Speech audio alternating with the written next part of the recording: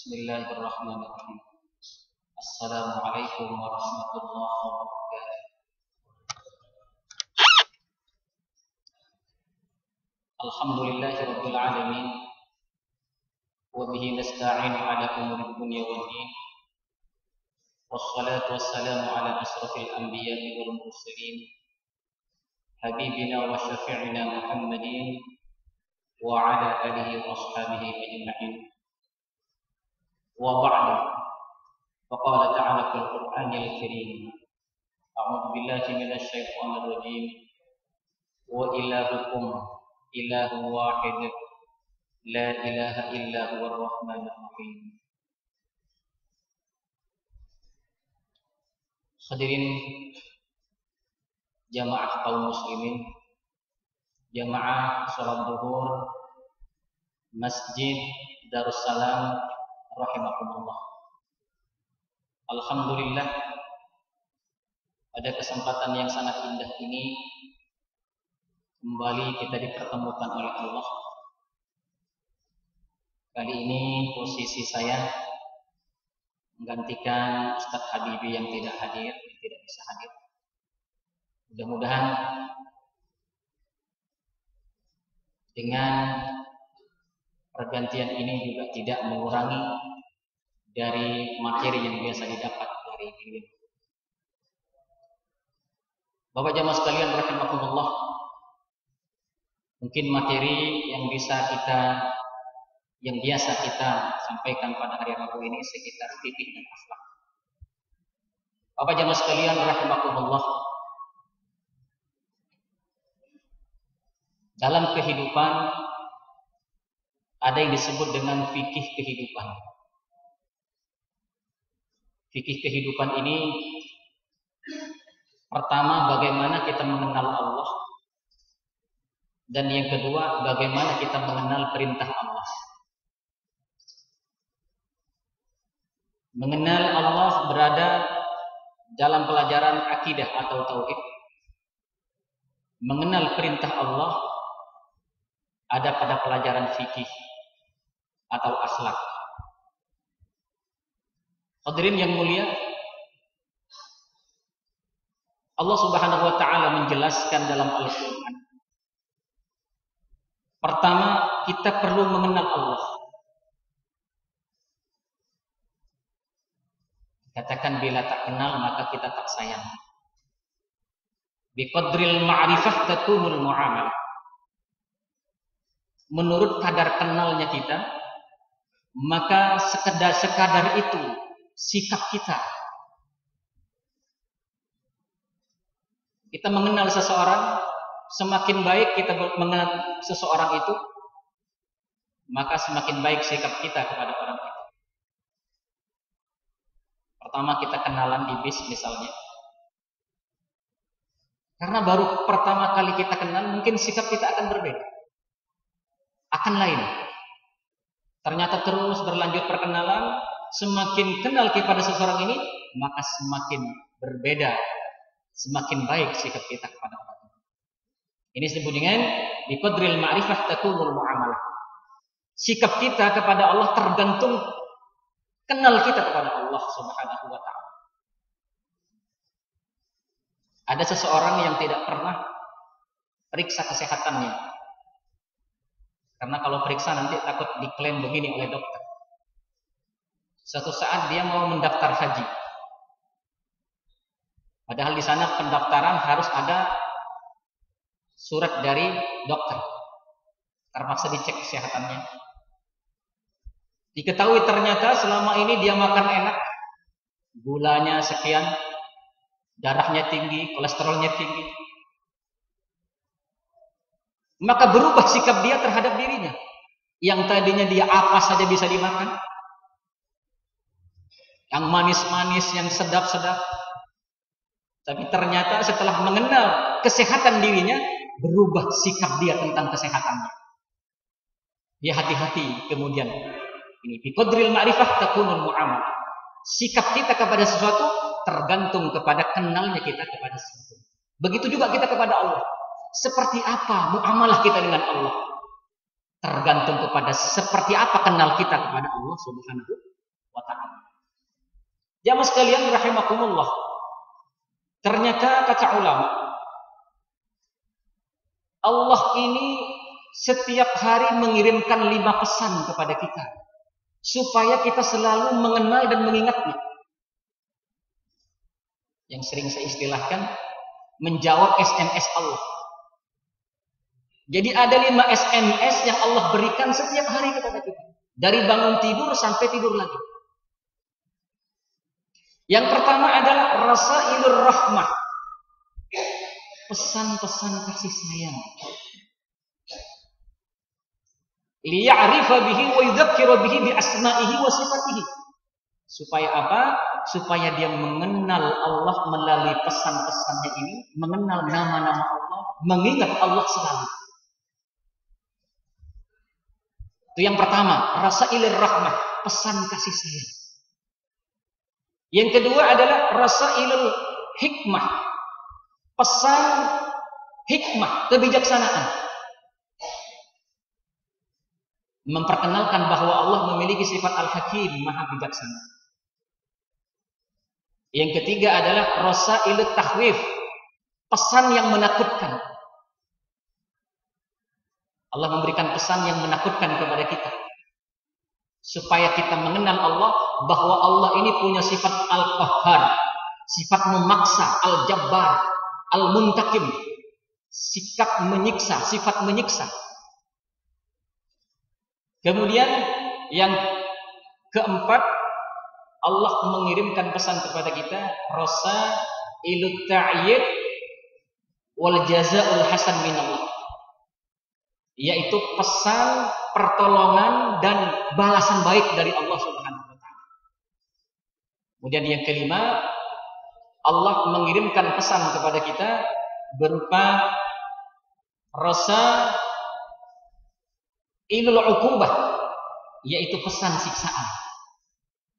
Maka Bapak jamaah sekalian, dari bangun tidur sampai tidur lagi, kita tidak akan lepas dari 5 pesan ini.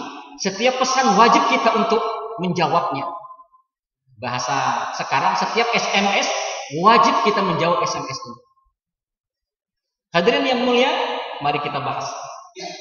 Yang pertama, Allah selalu mengirimkan SMS, mengirimkan pesan kepada kita berupa pesan kasih sayang.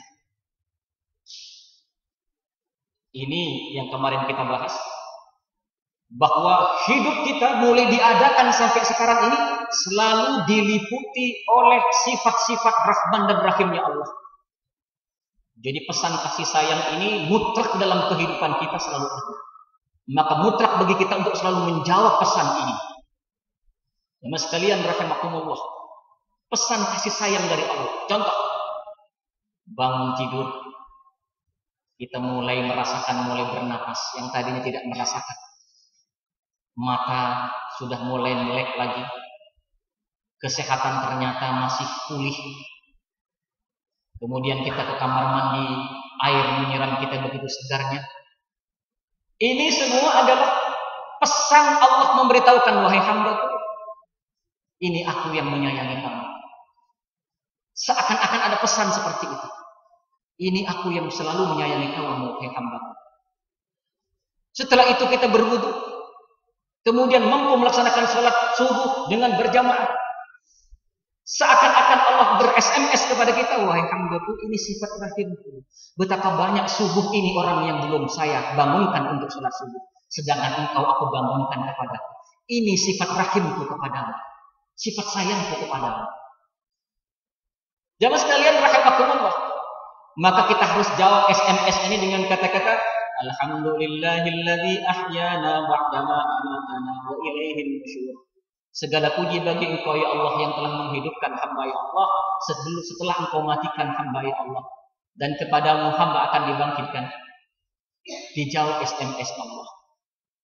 Salat ini sebenarnya adalah merupakan laporan langsung, bukan jawaban SMS lagi. Satu malam kita tidur dijaga oleh Allah, maka kita kemudian berterima kasih kepada Allah. Allahu Akbar, alhamdulillahi rabbil alamin. Jadi salat bukan lagi SMS, bertemu dengan Allah langsung bersyukur kepada Allah karena semalaman kita dijaga oleh Allah Subhanahu wa taala. Ini pesan-pesan rahmat dari Allah Subhanahu wa taala. Begitu seterusnya antara subuh dan duhur. Ini betapa banyak rahmat Allah. Pagi-pagi habis subuh, istri dengan senyumnya keluar membawa kopi. Allah katakan kepada kita, wahai hambaku, ini saya. Senyum istrimu adalah kasih sayang saya. Kopi manis yang kau hirup adalah kasih sayang saya kepadamu, wahai hambaku. Maka kita harus jawab pesan ini. Alhamdulillahirabbil alamin.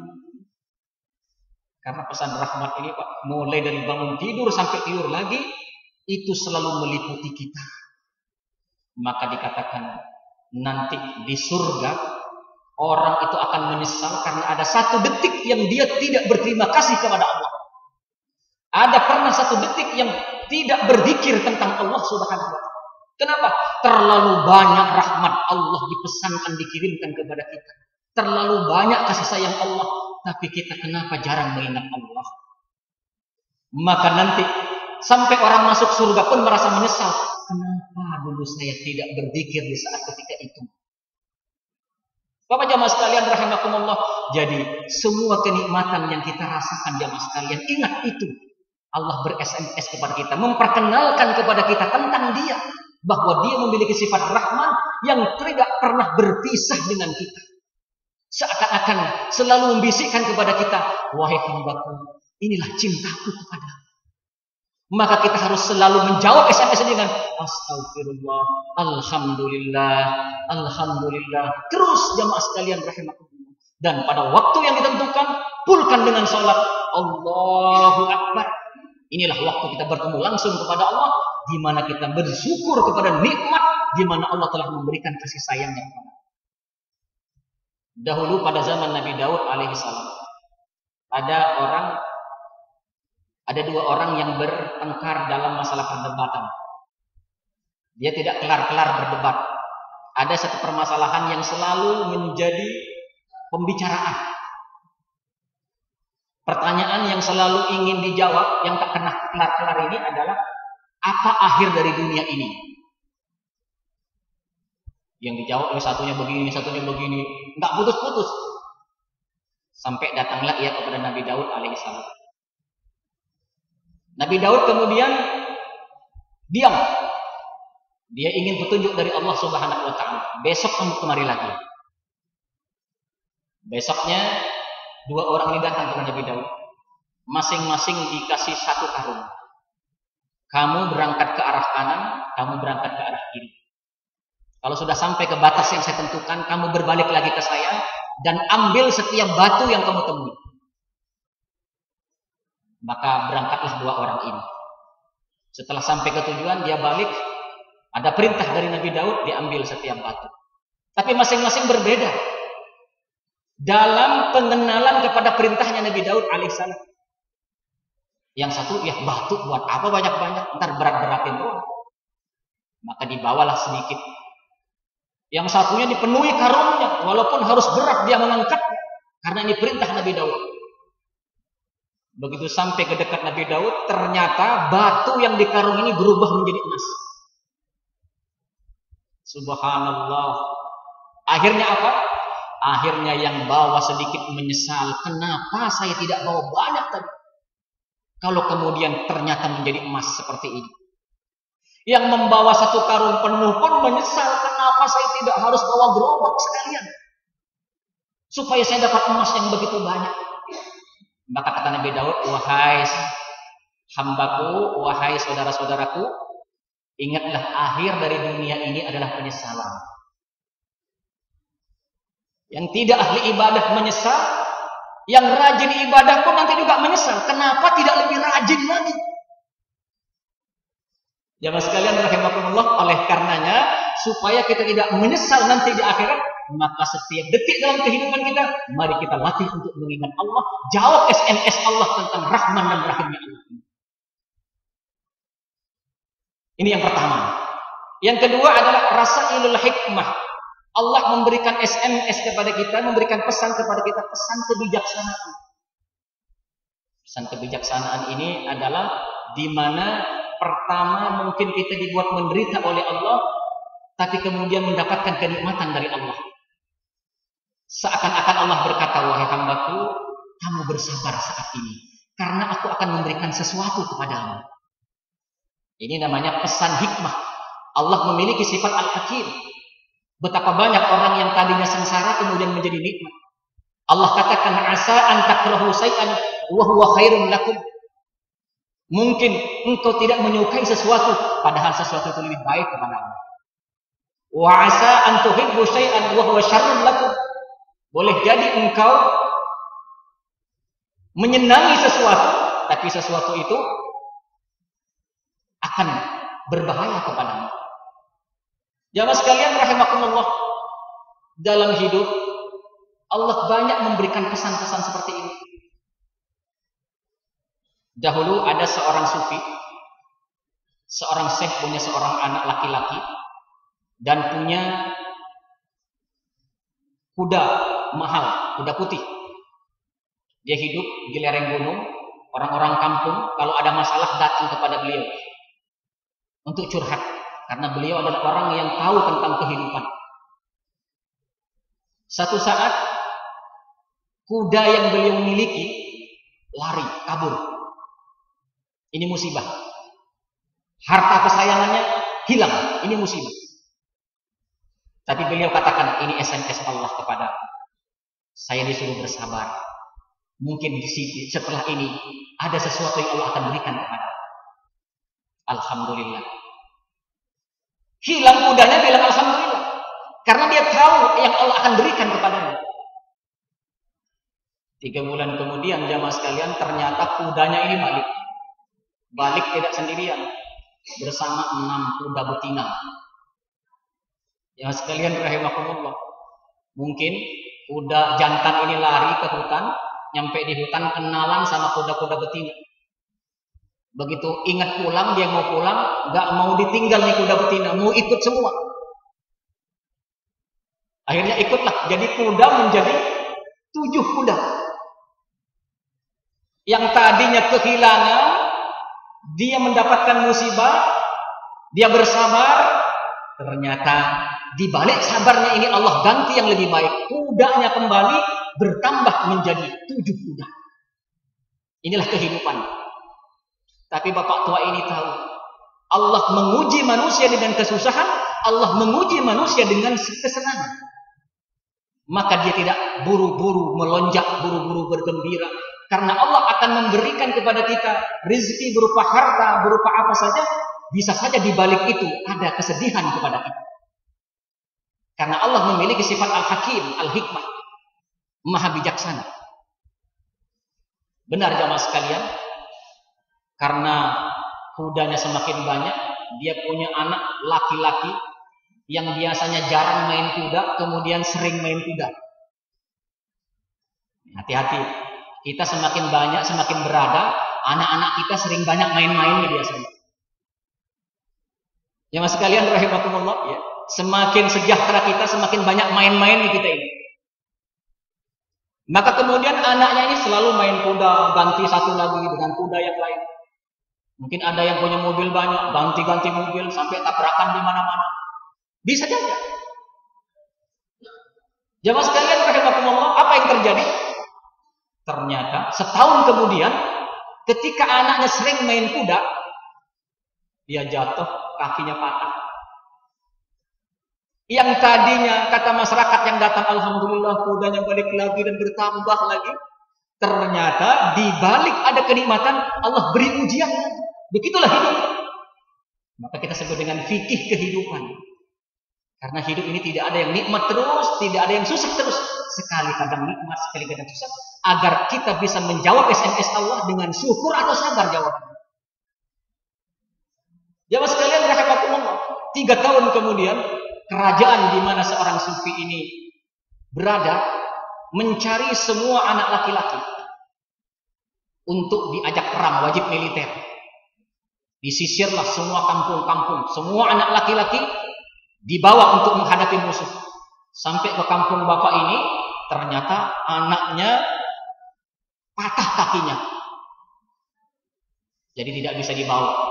Semua anak-anak di kampung dibawa semua. Ya mas sekalian rahimakumullah, ternyata kalah dalam perang, semua anak laki-laki di situ mati dan anak Syekh ini bisa masih hidup. Allahu Akbar. Inilah kehidupan jamaah sekalian. Semua yang Allah berikan, semua yang Allah ambil, ada hikmah di balik itu. Ini pesan Allah yang kedua. Jamaah sekalian rahimakumullah. Mungkin ada cerita yang lain yang saya baca agak singkat. Ada seorang raja. Dia punya seorang menteri kepercayaan. Kemana-mana selalu bersamanya. Kenapa? Karena setiap raja punya kesusahan, kesedihan, dia selalu menghiburnya. La'alla hada khair ya Malik. Mudah-mudahan hal ini baik wahai raja. Maka kesedihan raja jadi pulih, jadi sembuh. Kenapa?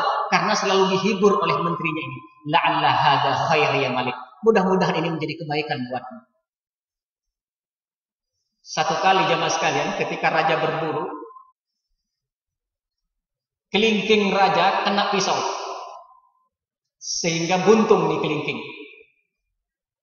Maka apa kata menterinya ini? Wahai raja, la'alla hadza khair. Mudah-mudahan ini baik buat engkau ya raja.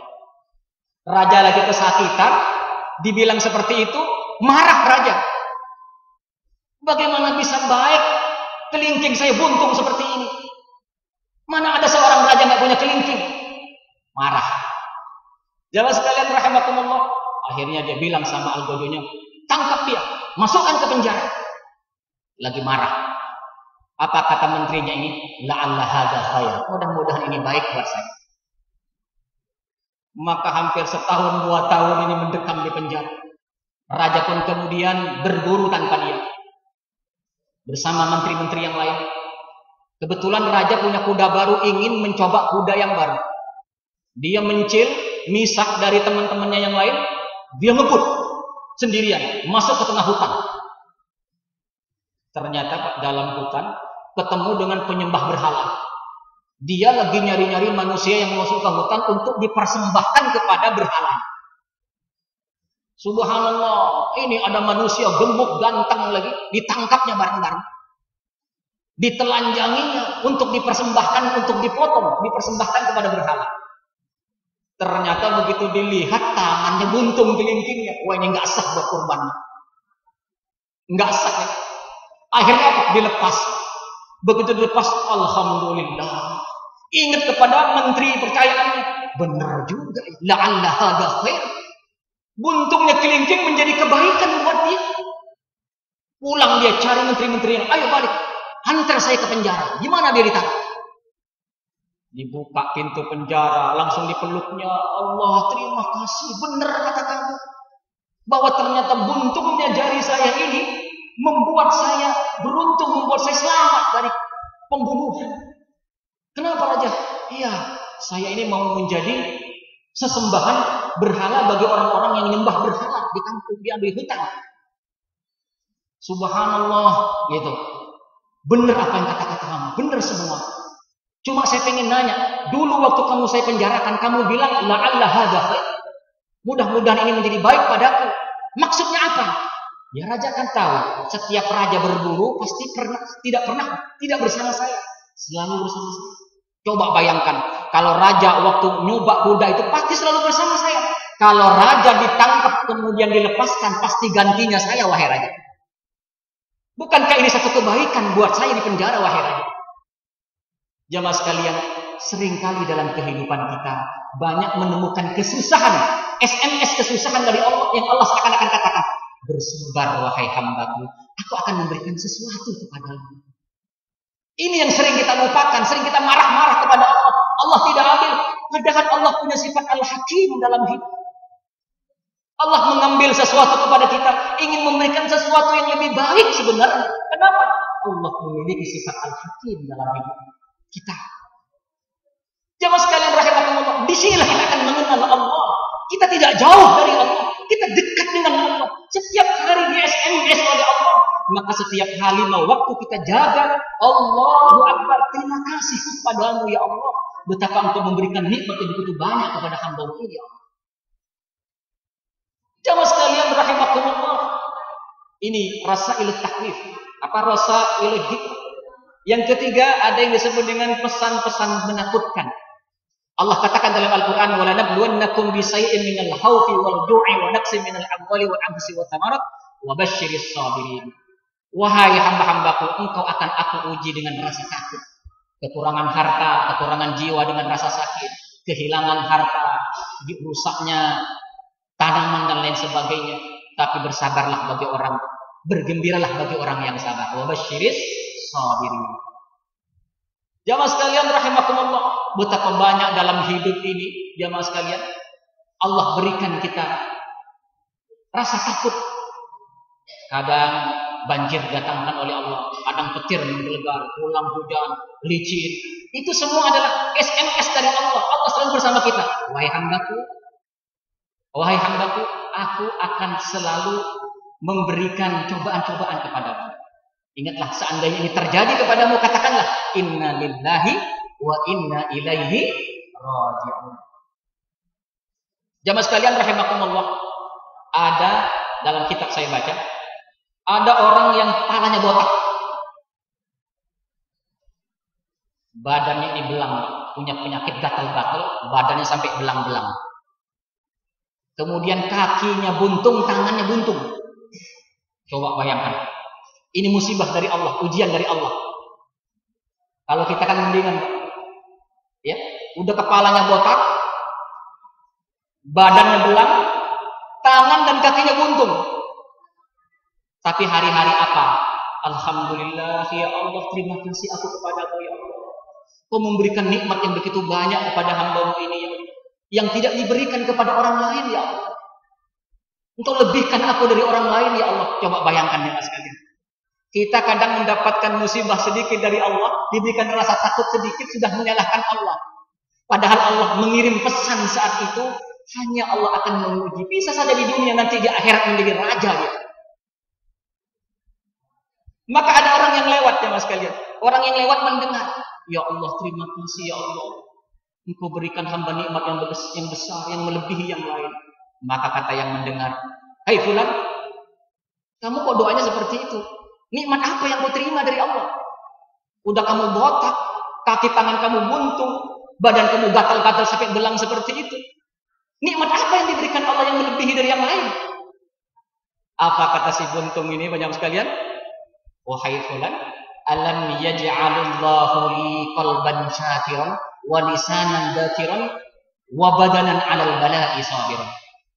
Bukankah Allah telah memberikan kepadaku lisan yang selalu berzikir, hati yang selalu bersyukur, dan badan yang selalu bersabar. Dikatakan di dalam hadis, 4 macam yang kebahagiaan seseorang. Pertama adalah memiliki lisan yang selalu bersyukur, memiliki hati yang selalu lisan yang selalu berzikir, hati yang selalu bersyukur, dan badan yang selalu bersabar, dan istri solehah yang selalu membantu ibadah kepada. Maka orang ini merasa mendapatkan nikmat yang lebih dari Allah karena hatinya selalu digerakkan untuk berzikir, karena hatinya selalu bersyukur, dan badannya bersabar atas musibah yang diberikan oleh Allah. Dia yakin satu saat Allah akan memberikan kegembiraan. Boleh jadi di akhirat dia akan menjadi raja di raja melebihi. Jamaah sekalian, ini pesan-pesan Allah yang banyak dalam hidup. Kenapa? Karena Allah memang memiliki rasa ilut takdir.